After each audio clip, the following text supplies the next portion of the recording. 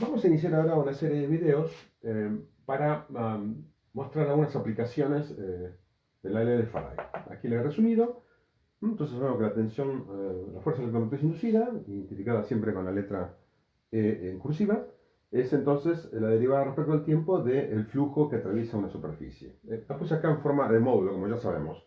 Los sentidos los vamos a averiguar justamente utilizando la regla de mano derecha o la regla de tiro-buzón, como vamos a ir viendo. Y ya sabemos que el signo, hay un signo menos, pero ese signo menos es físico, así que lo vamos a ver justamente en esta clase. Cómo calculamos el signo de la FEM. No tanto el módulo en este caso.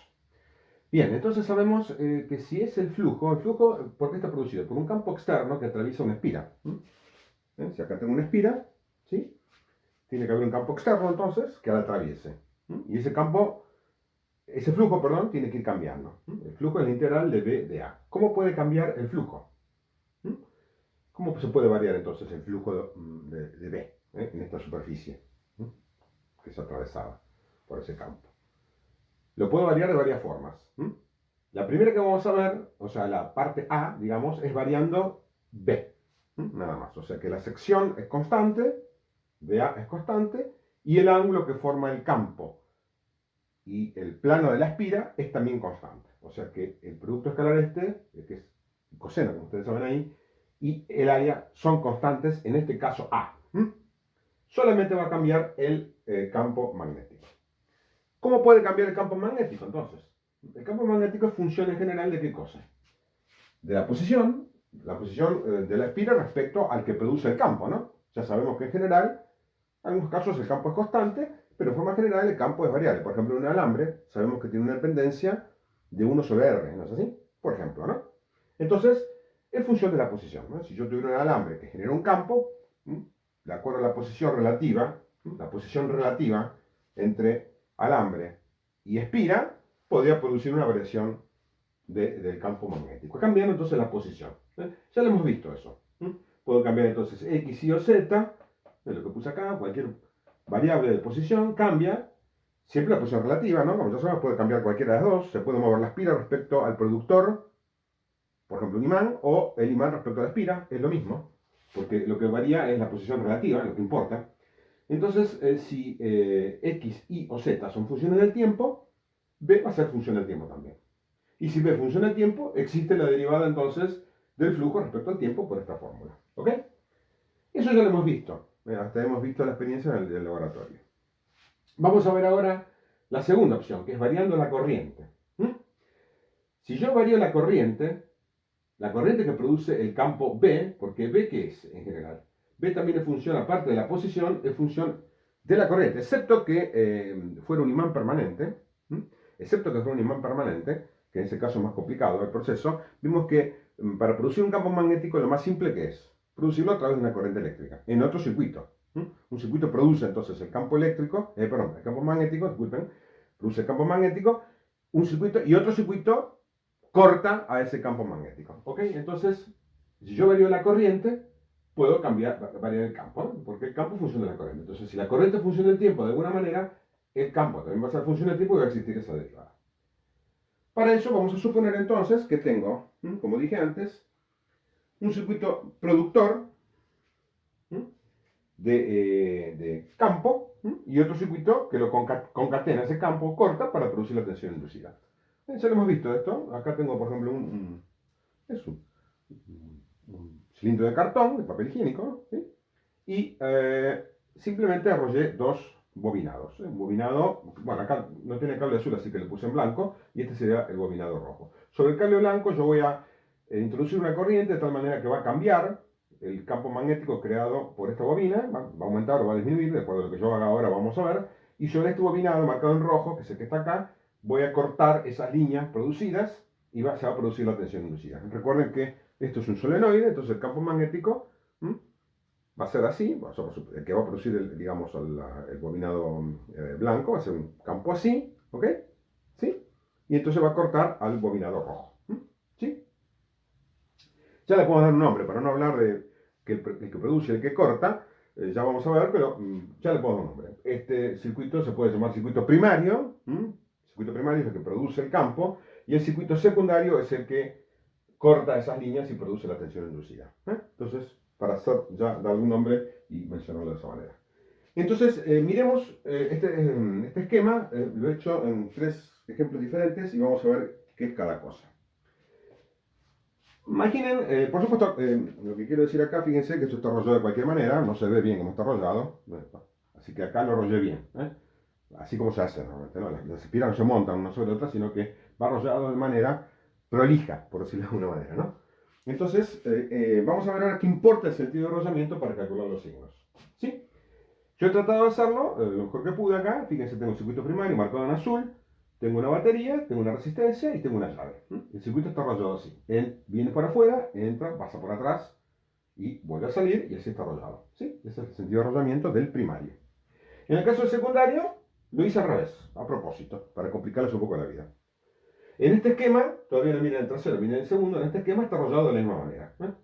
Primario y secundario, como ustedes ven, está rollado de la misma manera. En el primer ejemplo, está rollado de una manera uno y de otra manera el otro. ¿Está claro? El sentido de rollamiento, por supuesto, es totalmente arbitrario. El tipo que bobina, eso se llama bobinador. El que bobina, hace la bobina, el bobinador, lo puede bobinar de una manera o de otra. ¿Ok? Así que no tiene mucha importancia. Lo que sí va a importar en cuanto al sentido, pero no va a cambiar el fenómeno físico de ninguna manera. Entonces, fíjense lo siguiente. Yo tengo este circuito primario, tengo una batería, tengo una llave abierta. ¿Sí? Tengo una llave abierta y el campo inicial entonces vale 0. ¿Ven? B sub 0 vale 0. Por supuesto no hay campo. De repente cierro la llave. Cierro la llave. Ahí, tac. ¿Qué pasa cuando cierro la llave? Se genera un campo. Un campo final. Entonces hay un delta B. ¿El delta B para dónde es? Bueno, si este es positivo, la corriente es guiada por la batería en este sentido, ¿no? Circula de esta manera. Esta es la corriente del primario. ¿Ven ustedes? ¿Sí? Esta corriente del primario, ¿qué hace? Genera un campo así, para allá.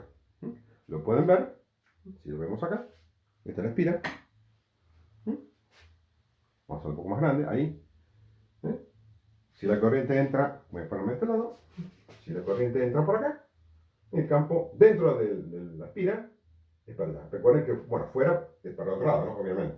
Pero como es un solenoide, sabemos que el campo fuera casi es 0. Ya lo sabemos eso por simetría, ¿no?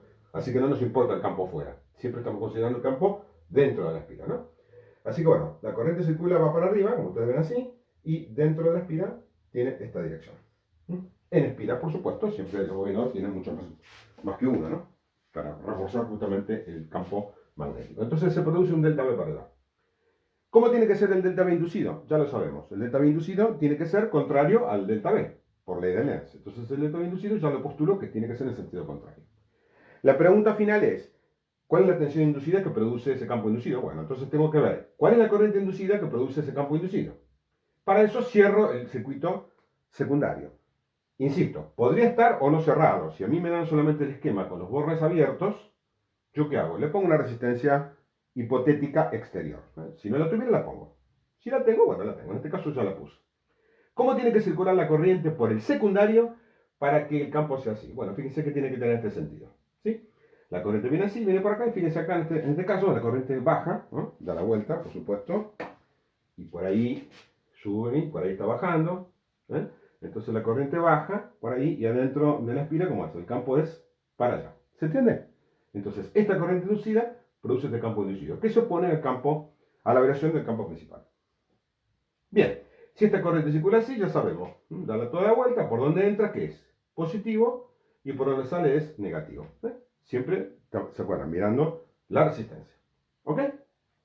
Recuerden que el secundario actúa como batería o como generador. ¿Sí? ¿Se entendió? Vamos ahora al caso del medio. ¿El caso del medio qué es? También cierro la llave, exactamente igual que antes. ¿Sí? Y también se produce una corriente del primario. Y el campo también es igual, para allá. Porque el primario no cambió para nada. Hice exactamente lo mismo. Por lo tanto, la tensión inducida, el campo inducido, ¿cómo tiene que ser? Igual que en este caso, contrario a este. ¿Cuál es la diferencia ahora?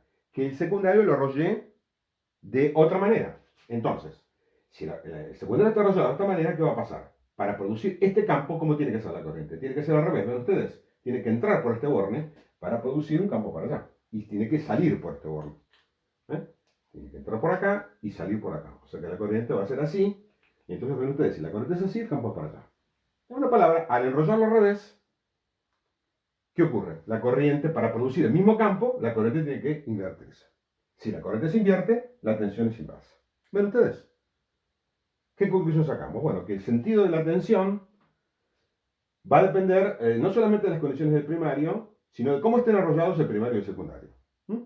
Puede cambiar, inclusive, de acuerdo al sentido de arrollamiento. ¿Se entiende? Eso lo vamos a ver después, cómo lo representamos en un circuito. Por ahora, tenemos que verlo físicamente. Vamos al caso 3. El caso 3 es igual que el caso 2, ¿sí? Bobinado el secundario de la misma manera que el caso 2. O sea, vamos a comparar entonces este caso con este caso ahora.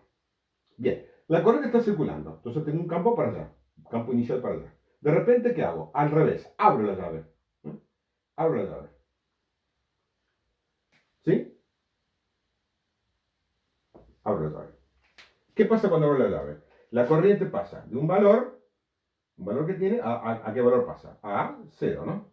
Por supuesto, esto es parecido al tema del capacitor, ya vamos a ver que tiene un tiempo todo esto, pero por ahora vamos a suponer que eso no me interesa. ¿Cuánto tiempo tarda en el estilo?